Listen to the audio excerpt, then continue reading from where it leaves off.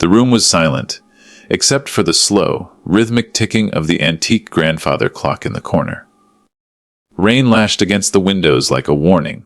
I stood by the doorway, gripping the edge of my coat, my knuckles white, breath shallow. The air was thick with tension and the scent of old wood, expensive cologne, and something else, something sour and heavy like betrayal. Across the mahogany table sat her, Caroline, perfectly put together, as always. Her raven black hair coiled in a tight chignon, not a strand out of place.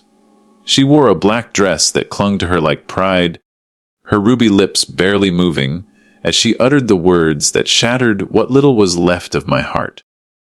"Don't expect a penny of your son's 30 million, she said coldly, her voice slicing through the room like a dagger. Daniel made his wishes clear. My knees buckled slightly. I held onto the back of a leather chair to steady myself. The lawyer, Mr. Hawthorne, looked down at the manila envelope in his hand, lips pressed together tightly. He had known Daniel since he was a teenager, and I saw something flicker in his eyes. Was it guilt? Hesitation? Or perhaps sorrow for the blow he was about to deliver? But before we get there, before the will was read, and the truth unraveled like a frayed rope hanging over a cliff, let me take you back. Back to when I still had a son. Daniel was my only child, my miracle. I had him when I was 42, after 2 miscarriages and a heart-wrenching diagnosis that I would likely never conceive. But he came, tiny, pale, and quiet, on a cold November morning, and from the moment I held him, my world aligned. We weren't rich. I worked as a high school librarian in upstate New York, and my husband, Frank, was a mechanic with hands like leather and a laugh like thunder. We didn't have much, but we gave Daniel everything we could. Books, piano lessons, museum trips. He was bright, gentle, a dreamer.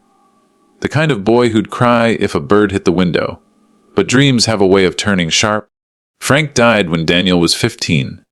A car crash on Route 9. That morning, he kissed me on the cheek and said he'd be home early to help fix the water heater. He never came back. Daniel changed after that. He buried himself in studies and disappeared into his room with his laptop. He started coding, building apps, teaching himself things I didn't understand. At 18, he got a scholarship to MIT. By 25, he was running a tech company in San Francisco. At 28, he sold his second startup for $120 million. And that's when she came into our lives, Caroline. She was beautiful, yes. Smart, polished, always charming in public. But something about her made my stomach turn.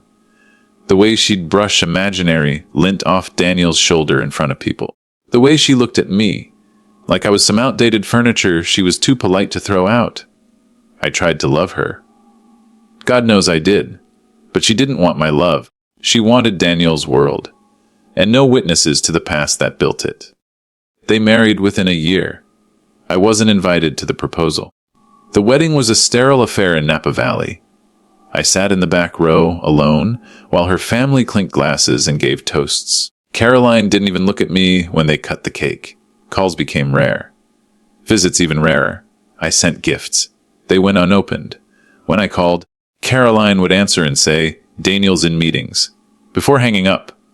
Still, I kept hoping, because that's what mothers do. Then, last year, I got the call that brought me to my knees. Plane crash. Daniel had been flying to Seattle for a meeting.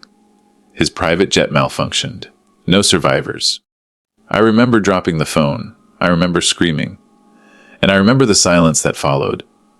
A silence so deep it drowned the air. I flew to San Francisco for the funeral. It was closed casket. Caroline stood beside the coffin like a grieving queen, but not a tear smudged her mascara. She didn't speak to me once. A week later, the lawyer called. There was to be a reading of the will, and that's where we began. Back in that stormy room, where my son's legacy was about to be revealed, Mr. Hawthorne cleared his throat. "If I may," he said, ignoring Caroline's icy glare. Daniel made some amendments to his will 5 months before his death. That made her flinch. Just slightly. He opened the envelope and began to read. "To my beloved wife Caroline," he paused. She smiled.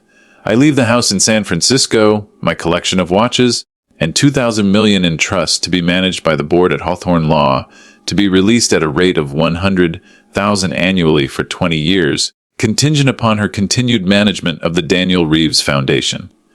Her head snapped up. What? Mr. Hawthorne continued. Should she resign, the remaining funds will be redirected to the Foundation's scholarship program. Her lips parted, but no sound came out. Mr. Hawthorne turned the page. To my mother, Eleanor Reeves. I couldn't breathe.